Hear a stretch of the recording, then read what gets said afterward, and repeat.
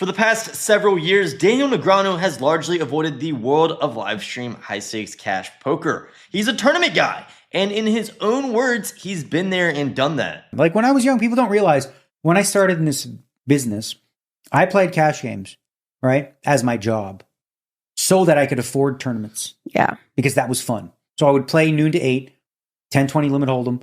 Then at night, there'd be these $20 tournaments, and I'd go play those, and then, you know, rinse, repeat. I just loved it. You've got 30 years of me playing deep stack, high stakes. High stakes poker was a show that I'd buy in for $1 million all the time, and, you know, I got my ass kicked. They want you. I mean, who can forget the high-stakes cash game days where they actually used real stacks of cash on the table and played legendary hands like this? All in. Wow. This is getting so sick. How can I flop the nuts every single hand and lose? What in the world is going on? Are you kidding me? That was a no. You gotta be just kidding. Have you played any of the bars? Daniel, who's generally very mild-mannered, has reached the end of his rope here. Oh, yeah. This is about the 4th, 5th time that he's flopped the nuts and he's gotten raised on the river. What good is it? He's called every time. Oh, brother, man. I don't know what he has. I have no idea. I'm just gonna call. Full house is good. 4-8s. 4-8s, that's about right. This is getting sick. So sick. When Daniel watches this, I think he's going to realize what a bad call that was. But here's where things get interesting. Daniel hasn't just said that he prefers tournaments now.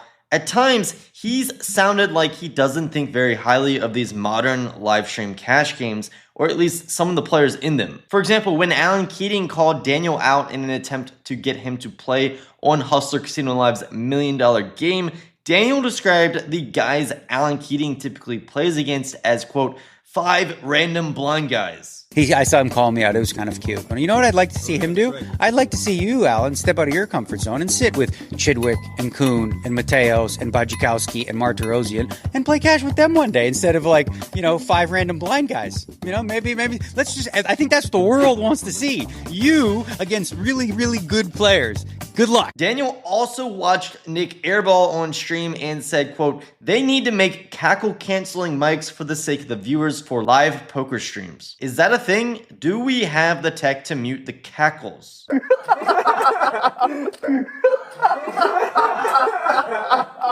And when people thought Alan Keating's challenge might finally bring Daniel onto HCL, Daniel made his answer pretty clear. It's not. I'm not playing. You know what I'm saying? Like, a lot of people think that I'm going to show up last minute. Yeah. Here's a secret. No, I'm not. Okay? Yeah. I'm not playing. Daniel is not playing, but I am playing on Coin this week. The latest tournament series is happening there with huge guarantees. Click the link in the description and sign up using code AD to be entered to win $500. Click the link. Good luck. Now, despite all of that, HCL eventually got him. When I sat down with Ryan Feldman years ago and did an interview, that was the guy to get. You've gotten everyone in poker except maybe Daniel. Yeah. Kind of makes me think like maybe he's turned off from like these types of live streams. I mean, all the other high name pros have done it. No, I think he'll come, but we're cool. Like I just was talking to him the other day here, and he was joking about the fact that he's like, you never invite me. Like, you know, we always do.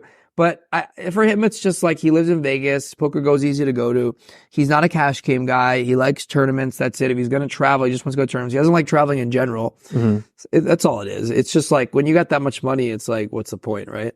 So I think he'll come eventually. I think we'll keep asking him and eventually he'll come. Yeah, keep poking. Along with Daniel, Andy Stacks was also announced for his return to HCL, which might even be more exciting news to many of you than seeing Daniel on stream. I talked to Andy about why he originally stopped playing on Hustler, and things got interesting. Yeah, a lot of people think that that I'm like banned or like I'm no longer being staked, you know, or like you know, there's all these theories, right? Like, oh, why did Andy stop playing? Like, oh. But more on that later. One man that has a lot to say about Daniel's debut, well, he usually has a lot to say about anything, is Nick Airball, as he took to X and said, quote, coming for his fucking head. Tell him to bring all the sponsorship money he can scrounge up. Daniel responded basically laughing along with a damn gif. Damn! So this clearly isn't some personal feud, but Airball is about as fitting of an opponent for Daniel as HCL could have found. Besides actually Alan Keating, of course. I wish he was in the game, but for whatever reason, he's not. On a somewhat related note, Keating does explain to someone on X that,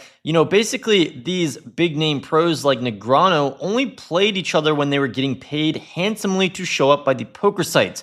Quote, that money dried up and those games don't run without them getting paid to do it, sadly. I think Keating does have a point here because, for example, with Daniel Negreanu, he's so highly associated with GG Poker. HCL just did a live stream with the WSOP, and GG now owns the WSOP, so I think they all have some correlation, and now it does make more sense for Daniel to actually be on HCL on behalf of GG. Not saying that's the only reason he's playing on HCL now, but I'm sure it helps. I like him actually a lot. I think he's really cool. Who's the guy who put the post out? I think he's really cool. We can't say his name? Well, Keating. Yeah, so okay. If it's like me calling him out and say, you know what?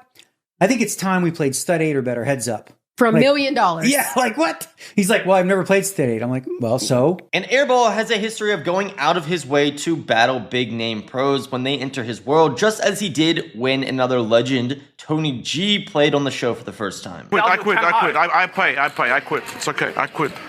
I play. On your bike! On your bike, Tony! You and your aces! Back to Santa Monica! Wow.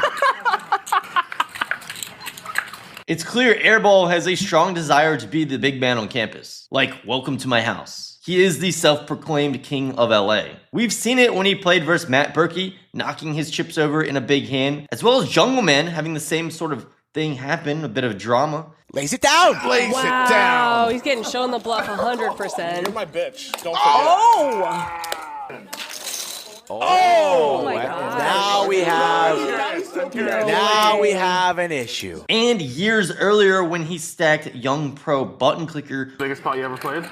Yeah. Another brick, and Nick Airball wins an $870,000 pot off of button clicker, flopping a straight in a 3-bet pot against top set. Him up and it says like third best online no limit hold'em player in the world, like whatever craziness. And I was like, man, we gotta just send him on his bike, JR. Like we got to, and we did. Totally classless at the time, but maybe he's gotten better. That's always been part of Airball's appeal. He wants the big pot, the big moment, and usually the last word. Which makes Daniel an interesting matchup for him. What do you have, though? What do I have? Yeah. What are you pretending? You have an ace? I don't need to pretend. You're saying ace. Why'd you bet so much? I feel like you have a jack and you have to call. It seems honest. He's a car salesman. How am I supposed to trust that? You're right. I am overthinking, so I'm just going to fold. Go with the first guy. Wow. Go on, person. The 3-4. Damn it. The diamonds. Nice. Great table talk there from You're right. I had a jack.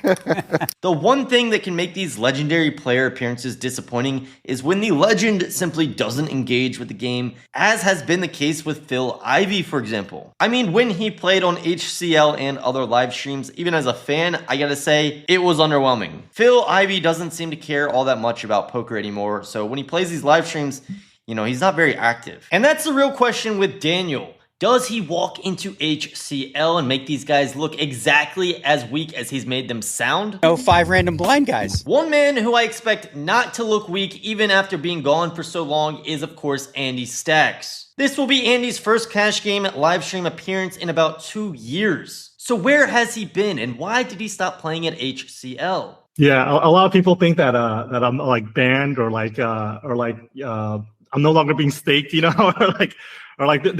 all these theories, right? Why did Andy stop playing? It's funny. It just noise to me. Like I could address them, but it's like at the same time, like I never felt like the need to explain myself.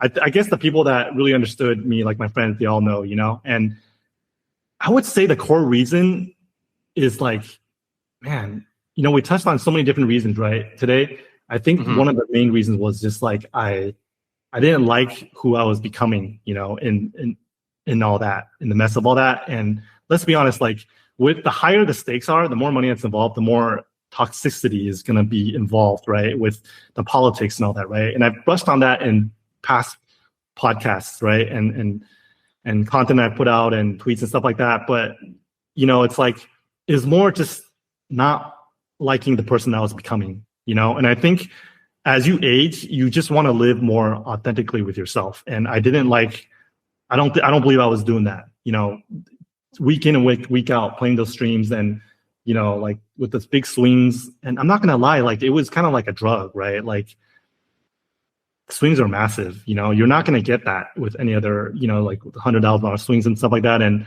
when it's profitable, it's profitable. But I just think that, it just comes down to not liking where my headspace was becoming. And I think there's no price that, you can trade for mental peace. Let me know what you guys think about the legendary pros like Daniel Negreanu, Phil Ivey, etc. playing on today's poker live streams, and be sure to subscribe to catch highlights of the DNegs stream.